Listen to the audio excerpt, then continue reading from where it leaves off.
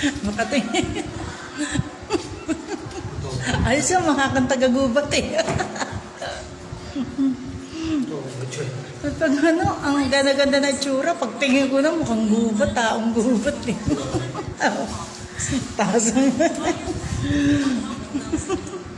Sa tawa. Dami kong tao eh, mga 10. Magandang hapon po. Hi po, Sis Annabel Barales Arellano, moderator ko. Ito, nandito ako sa Silangan. Yan. Pinuntahan ko ang aking nanay tsaka mami. Katapos ko na maglinis, kaya haggard na haggard. Haggard. Sobra. Isa nga sasama ko kayo dito. Yan. Yan. Ito yung nanay ko. Ayan yan. Yan. Ito yung paborito niya.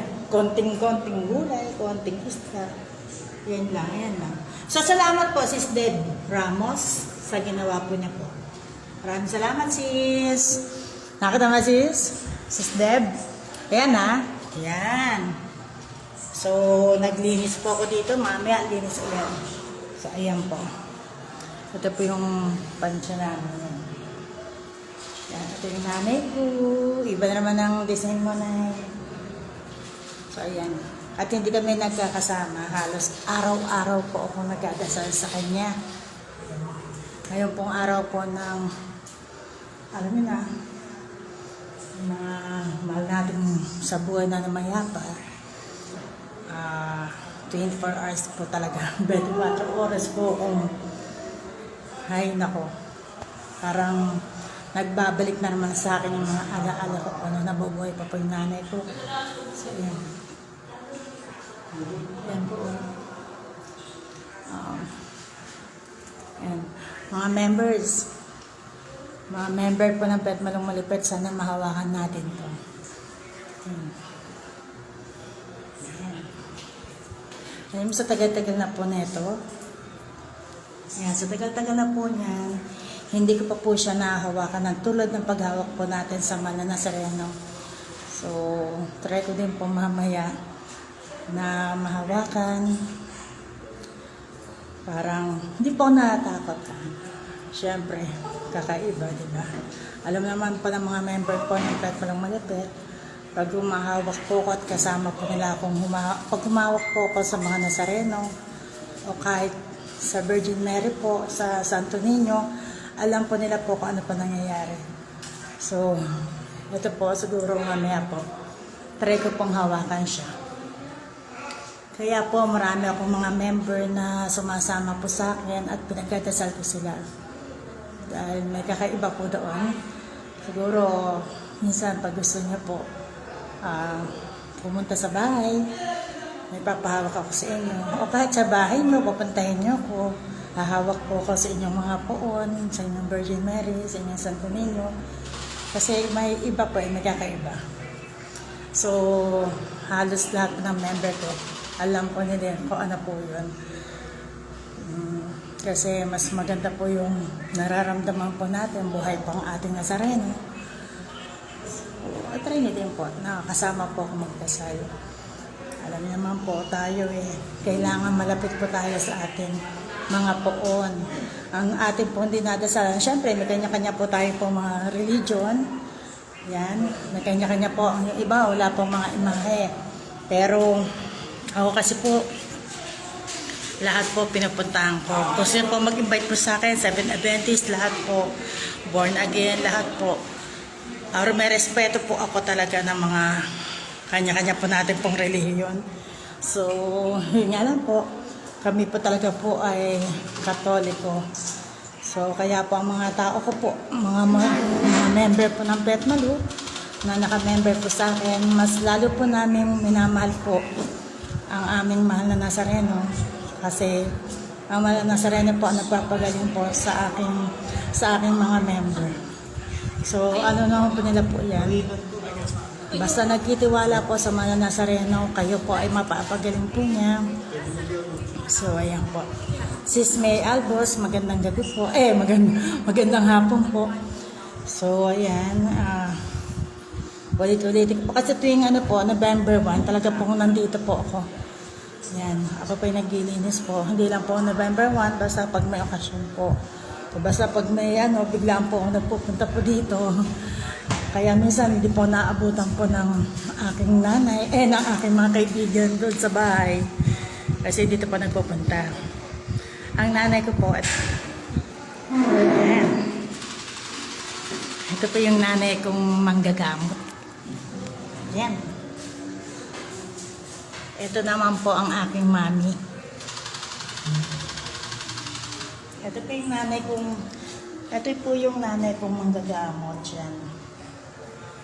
So, napakarami na po niya pong ginamot na tao, napagaling. So, dito talaga po ang lugar po namin sa, ano po kami, nandito po kami Silangan Cemetery. So, taga dito po ako, dati pa po akong taga dito sa, lagpas po kami ng Ilaya. Pero dito po kami nakatira dati sa Doña Alicia. Sa FD Castro po, dyan po kami. Bata pa po ako, dito na po nakatira.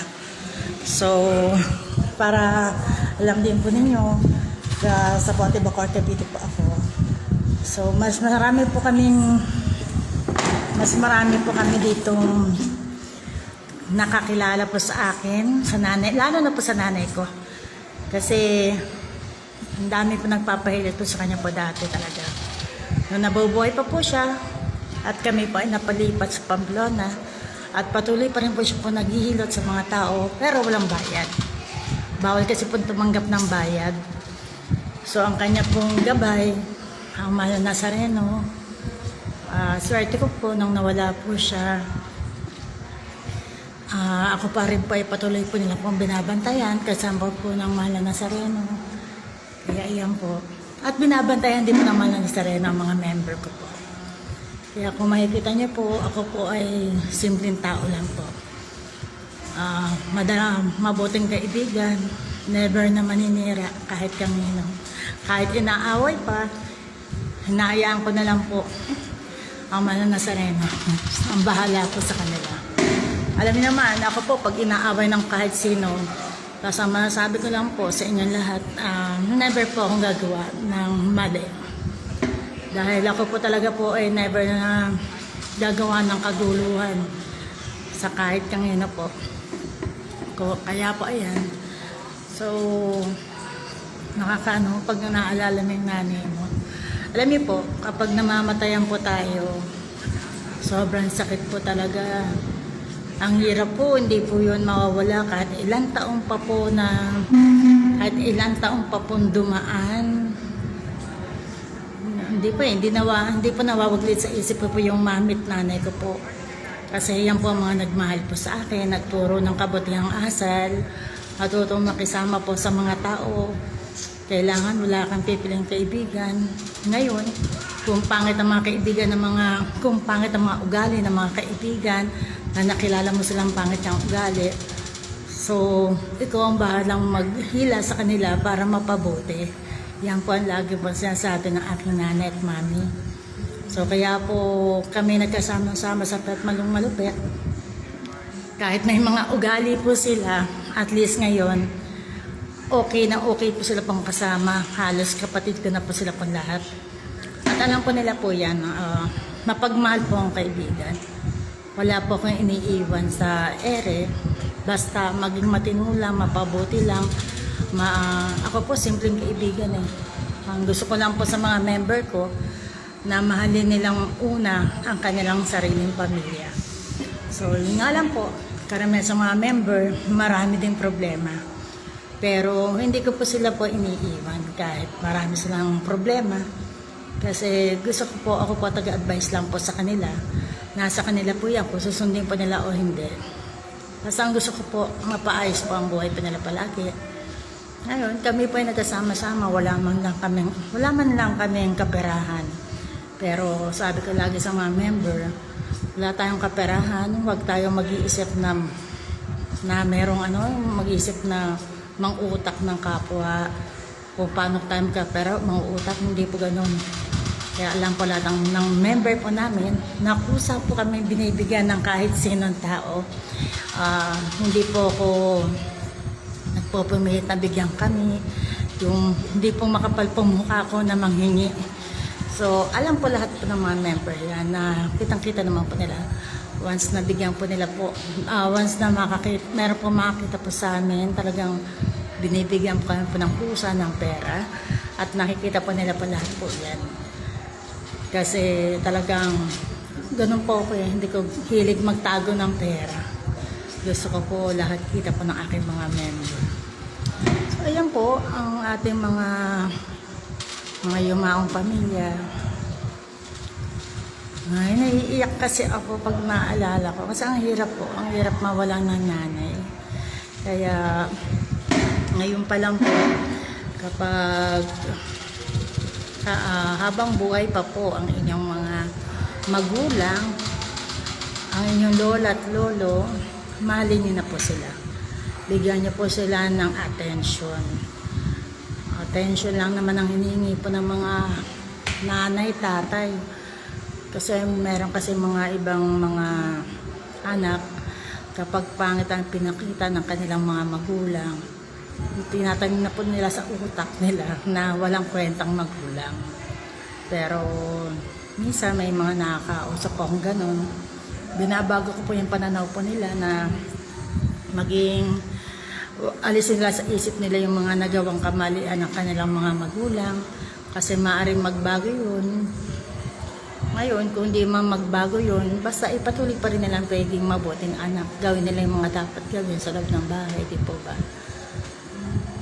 Kasi ako kasi po sa totoo lang, nanay ko po tsaka mami ko, sobrang mahal na mahal po ako talaga. Wala pong pangit na pinakita po sa akin, puro pagmamahalan po, attention. Kaya ako po kahit bata pa po ako, nagbibigay po ako ng attention po talaga sa kanila. Talagang gigising talaga ng maaga para lang makatulong sa kanila. Kahit may mga katulong po kami sa bahay, kahit may katulong, may labandera, ako po tumutulong sa nanay ko. Na alam niyo, yung attention sa magulang, talagang hindi ko po winawala. Kaya grabe po nung namatay nanay ko, Diyos niyo, Marimar. Halos para akong binaksak ng langit at lupa, parang gusto ko na rin sumama, hindi po ba?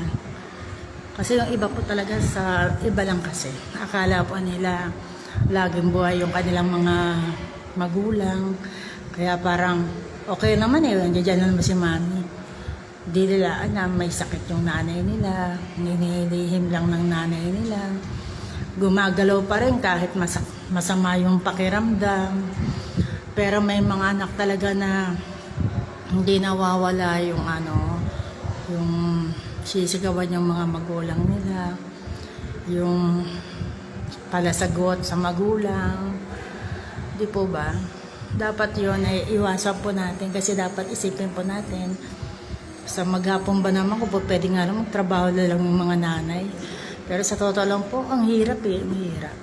Maghapon kang nagtatrabaho sa bahay, isipin mo yung pagkagising ng umaga, linis ka, luto ka, ano gagawin sa tanghalian, maghanda ka ng pagkain, wala ka ng pera, maghanap ka talaga ng kaperahan Ang hirap, diba? Yung iba, marami pa nakikita, gumidiskarte talaga. Walang tanghalian, walang ganyan, di po ba? Pero sa anumang paraan, talagang gumagawa yung mga nanay na mapakain ng kanilang mga anak. Swertihan lang po yan, hindi po yan 100% ganun. So meron po dyan na masinuuna nila yung barkada, chismisan, pabayad mga anak sa bahay, bahala kung may kainin ka o wala, di ba? Kasi wala namang perfectong pamilya talaga. Walang perfecto. Pero bilib po ako sa mga nanay na mga attention po sa pamilya. Yung pong talagang sila maghahatid sa mga anak, di po ba, hatid sa school, hihintayin, umulit umaraw, hihintayin, ayaw po na meron mangyari sa kanilang mga anak, di po. So, sino kaya sila doon? Sino kaya yung mga yun, di ba? So, hindi po ba? Minsan napapariwarang ating mga anak Sabi, dahil sa barkada, dahil sa magulang. Hindi naman po lahat yun. Hindi naman po lahat. Wait na po. Tsura ko po, no? Hagahit, pasensya na po. Ang hirap palang magano. Hi sis, may albos. Magandang hapon po. So, ayan po. Ito po, ipe-flex ko muna. Nakalimutan ko i-text itong pagkain. Kaso naubos ko na. So, maraming salamat po kay sis Aiza Bilao. Ayan, kay sis Aiza po. Masarap na leche, puto plan. Ayan. Masarap po to. Umorder po kayo po sa kanya. Ayan. Masarap po ito, promise. Kay sis Aiza Bilao po. Ayan. Ang masarap po na kutsinta. Ayan. Masarap po yan. Masarap lalo na pag meron nyo. Kay sis Aiza po. Kay sis Aiza po kayo po umorder. Madali ang po niya pong gagawin to. Talagang mag-e-effort talaga na magawang kayo. Matakin nyo po, order ko lang. Gagawin niya kaagad. So, ito po. Ito naman niluto ko. Kaso paubos na. Ayan. Katagluto rin po ako ng pansit. O, yung mga pupunta dito, nandito yung paborito yung pansit na gawa sa sardinas. So, ayan, konti lang naman po niluto ko. Kasi konti lang naman po kami dito sa... Kami nagpupunta po dito. Pamilya ko lang po. So, ayan. Ang hirap ng pero yung iba, natutuwa ako sa kanila. Yung iba, inuwi nila yung abon ng kanilang mga mga yumaong. Alam niya, mga minamahal nila, inuwi nila. Ano ba mas maganda yung ganon, yung di po ba cremate? Pero parang meron akong isang kaibigan, 3, inuwi pa nila po yung So, mas maganda. Wala na silang pansyon na pinupuntahan. Wala pong traffic. Hi po! Ano po? Madulas po kayo. Ano, kumusta? Ito po, kataba pa rin. Kamusta naman kayo? Ba't mag-isa lang po kayo? Kasi, Nasaan sila? panating pa lang yung mga junakis ko. Ah. Ang ate ko, andun kay tatay. Ay. Sorry, wala na rin si tatay. Ay. Wala, narikala pa po. March lang. Wala, hindi ko po nababalitaan. May dala lang akong kambila. Ito po. Ito yung kaibigan po ng nanay ko po at mami ko. Ay, Mga ito hindi po. po nakakalimot. Kasi, Kita nyo na, ha? Si ate andun kay tatay, hindi pa kasi nadating yung mga anak ko. Sabi ko, teka, habang walang ulan. Buti na abutan ko. Pasensya na, kahit Opo. dalawang kambila. Bilib po ako sa mga kaibigan po ng nanay. Ate Dory, Kumain muna tayo. ay, okay na. Ay na po. Ay, Tayo po. Pasok po kayo. Pasok sa amin. Yung na ate Dory, yung isa mechanical engineer na. Wow, yung mga batang yun nakikita ko. Yung isa, computer science graduate na. Dalawa na, ate Dory. So na lang, tulungan mo rin. Medyo naman, 4th year na. Ito to. Yung mga anak mo. Ayan po. Ah, Malalaki na malalaki din po na rin. sila. Oo, hinihilot ni Nanay Dory yung mga anak ko. Ako naman po malit sa kanya. Hinihilot mo rin? Ako rin hinihilot eh. Oh, magaling. Magaling. Hinihilot ako. Gumagabay sa akin mga iniwan niya sa Ako akin. kani-ani. Tapos marami po ang mga member. Ako din po nagagamot sa kanila. Isa talaga ako. Sa bahay po namin. Saan ba? Buksan. Ang floor, sa AA po. Hindi sa Pamplona na pinupuntahan namin. Hindi po. Lumipat po kami sa AA. Iba po nakatira doon. Siyempre, pinapamisa ko yung Napakaswerte ko po. Kasi hanggang ngayon, nakabantay po sila sa akin. Tapos, pero may kakaiba sa akin. Ano ginagawa sa inyo ng nanay ko pag umahawak ba kayo sa masarap? Hindi. Ay, pinagdadasal niya kami. Kasi iba sa akin. Paano pinapahawa ka? Pinapahawak ko sila sa Nazareno, Santo Niño, tapos mga Lebren. May nararamdaman sila pag pinagdadasal ko sila. Kumikibot, gumagalaw. Blessed. Nagulat ako doon. Pero, tapos yung minsan nakagamot din ako ng may sakit.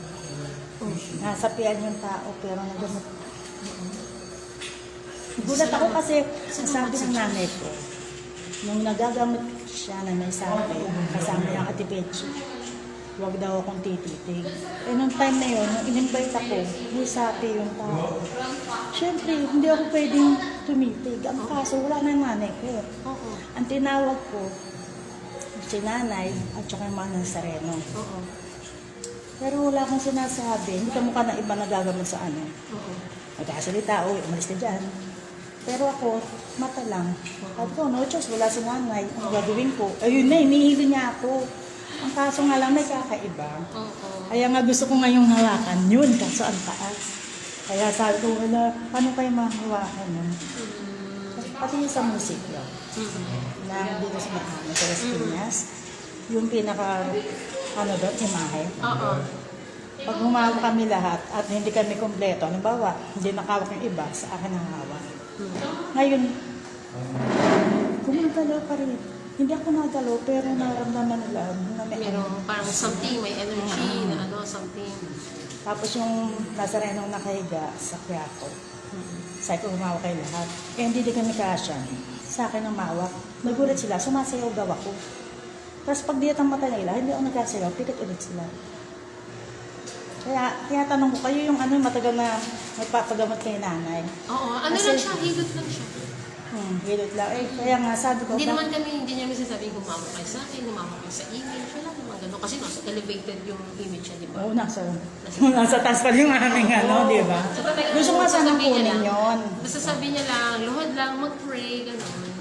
Sa akin, ano, ewan ko Pero na. marami siyang pinagaling, mga pinsan ko na ano, si Ate Olive, yung kapatid ni Ninang Tuning. Marami, oo, marami. Kaya si Ninang Tuning ayaw pumunta ng cemetery. Bakit, be? Gusto Eh, kong ano pa? makita yun. Kilala pa kaya ako noon. Bata pa ako noon eh. Siguro uling kita niya sa akin high school yata Halika, o mag-picture college. nga tayo. Kasi pag every Sunday, Baka magulat yun. almost every Sunday nagkikita kami sa simbahan. Eh, yung muna pumasok. Kumain muna kayo. Alis. Kasi pagdating si nanay ko, huwag kami na dahil. Kasi ako rin ng Eh, Bolivar. pumasok muna kayo. Yan. Inano ko Tayo kumain na rin. Tayo Hindi. na pa. Ay, naku. May pagkain naman. Hindi ko siguro. May pagkain dito. Naiiya naman ako sa inyo. May pagkain. Wala akong maibigay sa inyo. Wala. Hindi mo kailangan mag- Sabi ko, naku, baka gabihin kami. Kasi last year, siya pa nagpunta. Ay, wala kami dito last year. Ginabi po ako ng punta. Alas 6 na. Parang kandila, iliwanan na lang din yata. Ang umano dyan, si Ate Soli. Yung sa mga nagpapahilot din. Yan. Sila Ate Helen. Opo. Helen Francisco. Siguro na pupunta sila. Eh wala nga po. Ang ginabi na ako ng punta. Halika, bakit ako kininang tuning? Opo. Pasensya po. Baka mandali Gusto niya. ko basa-basa ako ng pawis sa amin. Ayan, teka. Yan. Punta natin ito. Okay, ano. Tabi kay baby. Pipicture nila. Nagpapisa ko rin siyempre. Silang dalawa. Salamat talaga po. Mga tunay talaga kayong kaibigan. Minsan po may mga nagpupuntahan dito. Marami din kami. Nakilala nila ako nung maliit pa ako. Uy, ganun, maliit ka pa. Sabi, Ligas pa. Paano ka pumuti? Mainit pa lang. Isang basa ng pawis kasi kanina pa kami umaga Kayo dyan. pa pala. Eh, kaso mo, sabi ko, hindi ako makano sa Uwi kayo? Baka wala pang tao doon, pati sa mga lola ko. Galing yan sa mga lola ko. Baka wala pa diyan. Hindi, ano na. Huli ko na nga itong pinuntahan eh. Kami nang isa nasa ulan. Babalik na uli ako sa tatay ko. Hindi na po kami nakapunta doon. I-ano niyo ako sa Facebook. Ano niyo ako sa Charis para maano-anohan po natin. Iba po kasi pangalan ko. Ay, ganun ba? Opo. Sige nga, ano mga... Charis. Rani Perez. Wow. Rani. R-A or R? Lagyan yun na H yun. Yung Charis. Arte. Charis. May H na. Dito O yung sa- Rani. May... Yung pong Rani ko, Ani. R. Ani. Yan. Yan. Perez. Anong Perez mo? Zay po. Jose. Naku, mahina. Wala nang H sa dulo. Ha? Charis. May H po yan sa dulo. Yan. Pag yan, hindi pa nakita. Ayaw pa na lang. Yan. Yan. Opo. Yan. Ayan. Hindi ako nag-ano sa FB ha. Pag dito lang ako, messenger lang po. Ayan po. At least Oh, kita yan. mo na po. Sige. Ano name niyo dyan? Meldy Torres. Meldy Torres. Sige, ano muna? Tingnan mo na. Kung ano. Nakalight ako. Ay, sorry pa. Ay, kalabaw. Malagkit ako. Hindi, okay lang lang po yung kayo pa ba? Sige, sige. Ano po natin? Wait lang. Mag-hello ka na. Kami mag-ano ng mga pare-pare dyan. Kasi minsan, may umiikot Nagsiserve ako po. sa San Lorenzo. Dyan Sa kayo. Sapote. Tapos sininang ko ni katekista. Ako naman. Tuloy pa rin po siya. Oo, may Patingin nga mukha po niya po ngayon. Ito, Mahaba pa po meron ba siyang po? kasamang katekista. Oo, may kasama siyang Hindi po siya katekista. nagpapagupit? Oo, yun. Napangalan niya, Ate Selly. Malinig sa akin magpadala ng picture nila. Pinala niya, Ate Selly. Teka. Ayun, ako sumalubo sa Birhen. Buti po Oh, ayan o.